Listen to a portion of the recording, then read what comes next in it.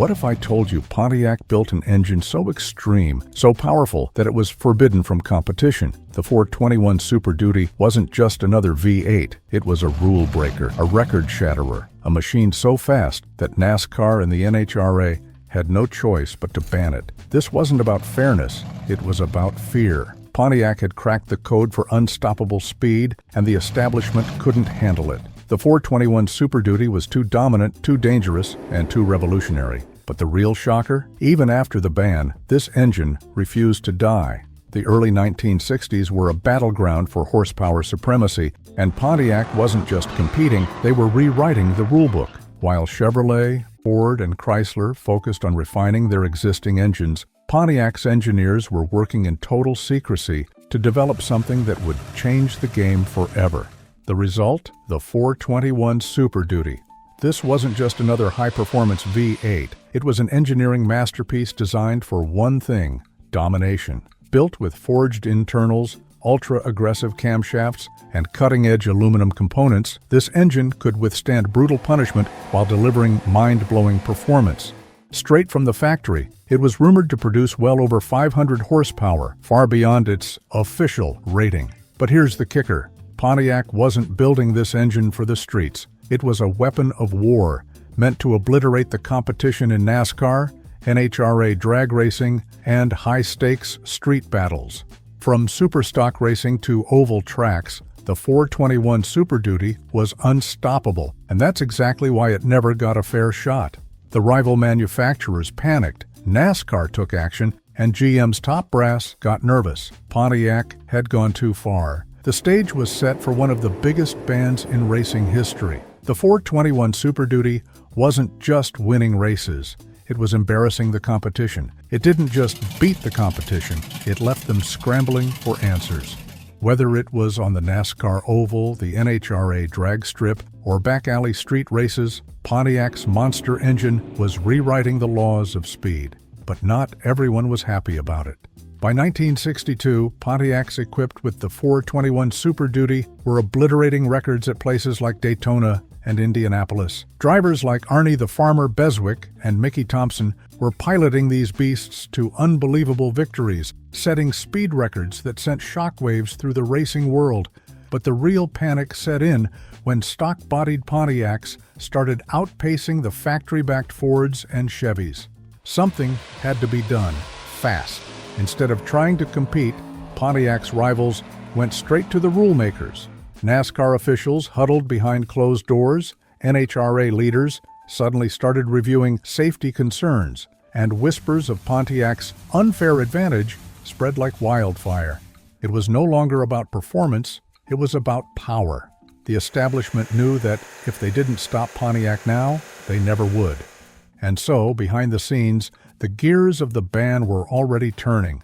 The ban may have been official, but Pontiac wasn't about to surrender. Even after NASCAR and the NHRA slammed the door on factory-backed 421 Super Duty race cars, the engine lived on in the shadows. Pontiac had built something too powerful to kill, and racers weren't about to let it go to waste. Instead of shutting down, the 421 Super Duty went underground. Dealers and private teams started getting creative, sourcing leftover factory parts, modifying engines in secret, and slipping the banned powerhouse into race cars under the radar.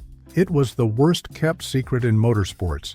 Pontiac's Super Duty cars were still out there, still racing, and still winning. Racers like Arnie the Farmer Beswick and Royal Pontiac's Milt Shornack ignored the ban altogether. They kept building, modifying, and racing 421 Super Duty-powered cars, proving that even without factory backing, Pontiac's engineering was simply too good to stop. And then there were the street racers, the guys who got their hands on these banned engines and unleashed them on America's back roads. Pontiac's 421 Super Duty wasn't just a racing engine. It had become a legend, an outlaw, a symbol of raw, unstoppable power. The 421 Super Duty wasn't just an engine, it was a problem.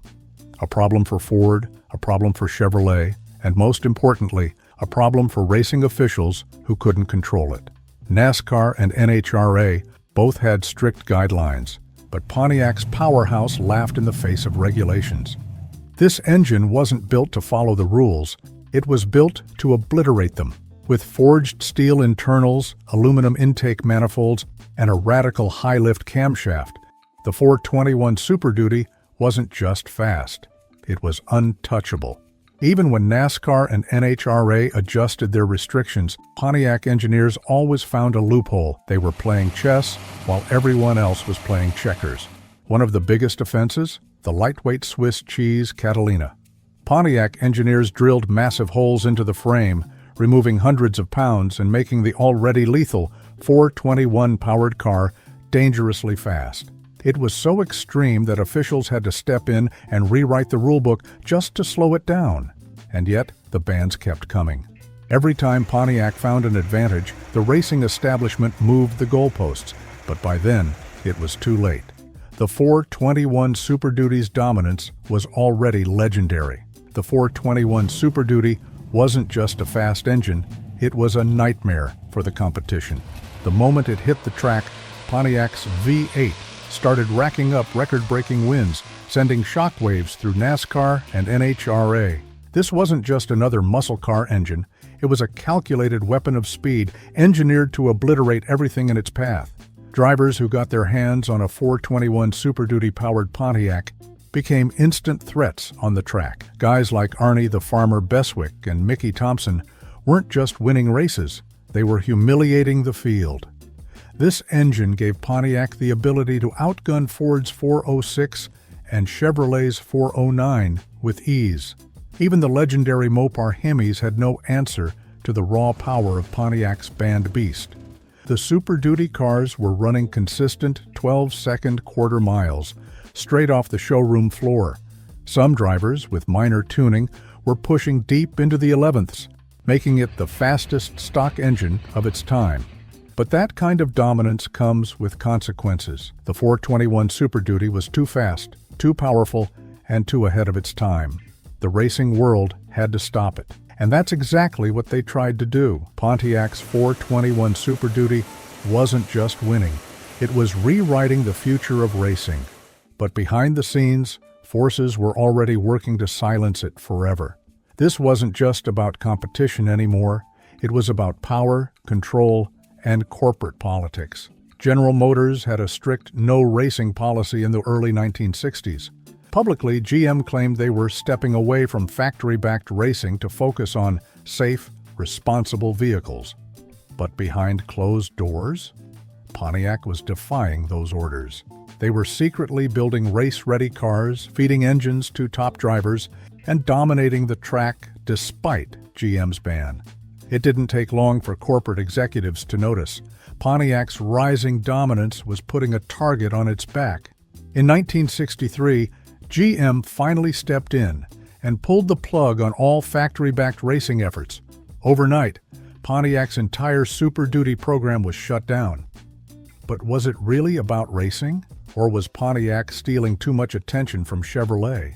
Some insiders believed GM's executives, loyal to Chevy, sabotaged Pontiac's racing future. The message was clear. Pontiac was getting too powerful, and someone wanted them gone. But the 421 Super Duty wasn't going down without a fight. The 421 Super Duty wasn't just powerful, it was dangerously underrated. Officially, Pontiac claimed the engine made 405 horsepower, but anyone who actually drove one knew that was a lie. Dyno tests, racer testimonies, and real-world results revealed a shocking truth. The 421 Super Duty was making well over 500 horsepower, maybe even more. So why would Pontiac downplay it? Simple: corporate politics and insurance loopholes. At the time, insurance companies were cracking down on high-horsepower cars, forcing automakers to play a dangerous game. If Pontiac admitted the real power output, insurance rates would skyrocket, scaring off buyers. Instead, they lied on paper while secretly building one of the most overpowered engines of the era. But the deception didn't stop there. Some insiders claim Pontiac engineers were sneaking even hotter cams, bigger carburetors, and blueprint-level precision into select engines meant for their top racers. These factory freaks were pushing insane power numbers leaving competitors wondering why no two 421 Super Duties ran the same. Pontiac didn't just build a legendary engine, they built a street-legal weapon. And as the truth started to spread, the industry realized Pontiac wasn't just playing the game, they were rigging it in their favor. The 421 Super Duty wasn't just fast, it was revolutionary. Pontiac engineers packed it with cutting-edge technology that no other automaker dared to try. This wasn't just another big V8, it was a carefully engineered, rule-breaking machine. First, there were the forged internals. Pontiac didn't cut corners. The Super Duty came with ultra-strong forged steel crankshafts, rods, and pistons, allowing it to handle insane amounts of power and high RPMs without failure. This engine was built to last and dominate. Then there was the high-lift camshaft. Pontiac designed an aggressive cam profile that let the 421 breathe like a full race engine. It allowed for massive airflow, higher RPM capability, and explosive power delivery, making it unbeatable on the drag strip and oval track. And then came the aluminum advantage. Pontiac engineers secretly developed lightweight aluminum intake manifolds, exhaust components, and even body panels to push their race cars to the absolute limit. The Swiss cheese Catalina was a prime example, a Pontiac so stripped down and potent that NASCAR and NHRA officials were forced to intervene. Pontiac's tech was so far ahead of its time that instead of allowing competition, the industry chose the easy way out. They banned it. Pontiac may have been forced out of factory racing, but the 421 Super Duty wasn't going anywhere. Even after the official ban, engines kept showing up on drag strips, in street races, and even in outlaw stock cars. How? Because Pontiac's engineers and dealers weren't playing by the rules. When GM ordered them to stop building race engines, some disappeared from inventory. Parts meant for factory-backed teams mysteriously ended up in private garages. Mechanics and racers stockpiled forged crankshafts, high-lift camshafts, and aluminum intakes, ensuring the 421 would live on. And then there were the street racers. With Pontiac shut out of official competition, gearheads took matters into their own hands. They started dropping banned 421 Super Duty engines into GTOs, Bonnevilles, and Catalinas, unleashing this outlaw power onto the streets. These weren't just fast cars, they were shockingly dominant, leaving rival muscle cars in the dust. Even GM couldn't kill it. Despite every effort to bury the Super Duty program, the engine refused to die. The 421 became a forbidden legend, a machine so powerful that even after the ban, it was still winning in the shadows. February 1963 should have been Pontiac's crowning moment. Their 421 Super Duty-powered race cars were poised to dominate Daytona, crushing everything in sight. But instead of making history, Pontiac's dream was shut down overnight. Days before the race, NASCAR made a shocking announcement. Pontiac's lightweight Super Duty cars were no longer legal. No warning, no debate, just erased from the competition. The reason? Unfair advantage. But was it really about fairness? Or was it something deeper?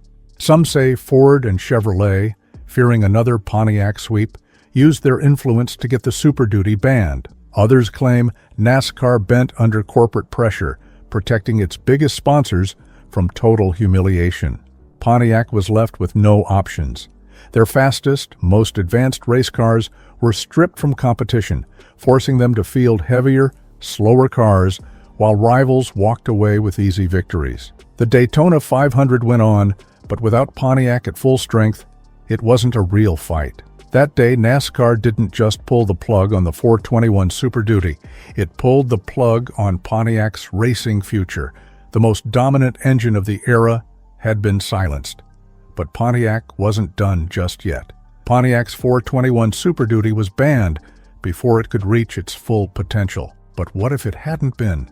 Could it have taken down the legendary 426 Hemi? The Hemi is often hailed as the greatest racing engine of all time. But here's the truth. It never had to face the 421 Super Duty at its peak. By the time Chrysler's fire-breathing Hemi took over NASCAR in 1964, Pontiac's racing program had already been shut down by corporate politics and rulebook manipulation. But let's talk numbers. The Hemi made a claimed 425 horsepower, but insiders suggest it was well over 500. Pontiac's 421 Super Duty, also underrated at 405 horsepower, but secretly pushing well beyond 500 horsepower in race tune. And Pontiac had something Chrysler didn't: a perfected lightweight strategy. The Swiss cheese Catalinas had already proven that power-to-weight ratios mattered just as much as raw horsepower. Had Pontiac been allowed to stay in the fight, we could be talking about a completely different history. The 421 Super Duty was never given the chance to prove itself against the Hemi on equal terms. Was it better? We'll never know, because it was silenced before it could answer. Pontiac was on the verge of rewriting muscle car history. The 421 Super Duty had already proven itself unstoppable on the track and drag strip, and the engineers had even more extreme versions in the works. But just as Pontiac was about to unleash its full potential, GM made the worst decision in its history. In 1963, under pressure from corporate executives, General Motors forced Pontiac to pull out of racing altogether. No more factory-backed Super Duty cars, no more cutting-edge engine development, no more domination. The greatest Pontiac performance era was over before it could even peak. Why would GM sabotage its own success? Some say it was Chevrolet executives protecting their own racing program. Others believe GM wanted to avoid government scrutiny over aggressive racing involvement. Whatever the reason, Pontiac was stripped of its greatest weapon. And the result? Ford and Chrysler took over. The same company that had once terrified the competition with its unbeatable Super Duty program was suddenly forced to watch as the Mustang, the Hemi, and the Cobra Jet stole the spotlight. GM's decision didn't just kill the 421 Super Duty, it changed the entire muscle car war. Pontiac had been robbed of its rightful place at the top. The 421 Super Duty may have been banned, buried, and silenced, but legends never die. Even after GM pulled the plug, Pontiac's outlaw engine refused to be forgotten. For years, Pontiac enthusiasts and racers kept the Super Duty spirit alive. The same mechanics and engineers who had built the original 421 continued to tune, modify, and race surviving engines in underground circles. Some even found ways to order special performance parts through backdoor channels, keeping the fire burning long after Pontiac was forced out of factory-backed racing. Then came the muscle car resurrection of the late 1960s. Pontiac might not have been able to race the 421 Super Duty anymore, but its DNA lived on in cars like the GTO, Firebird, and Trans Am. The engineering advancements from the Super Duty program were baked into Pontiac's next generation of high-performance machines. Even today, gearheads and collectors track down original 421 Super Duty engines, restoring them to their former glory. The rare survivors are now some of the most valuable Pontiac engines ever built, proving that no ban, no corporate decision, and no rule change could erase its legacy. The 421 refused to die, and it never will. Pontiac's 421 Super Duty was never supposed to exist. It was too fast, too powerful, and too dangerous for the establishment to allow. NASCAR and the NHRA feared it. General Motors abandoned it. The racing world banned it. But despite every effort to erase it from history, the 421 Super Duty refused to die. Even today, this legendary engine still haunts the streets and racetracks. Surviving Super Duty engines, once hidden away in private collections and barns, are being restored, rebuilt, and unleashed once again. Classic muscle car enthusiasts hunt for the rare factory Super Duty parts, while modern builders push the engine beyond its original limits, proving that Pontiac's outlaw V8 was decades ahead of its time. The 421 Super Duty wasn't just an engine, it was a statement. It was Pontiac's way of proving that innovation, raw power, and fearless engineering could defy even the biggest corporations and most powerful racing authorities. The ban may have ended Pontiac's factory-backed racing dreams, but it could never kill the legend. The 421 Super Duty is still out there, waiting for the right moment to roar back to life. And when it does, the world will remember.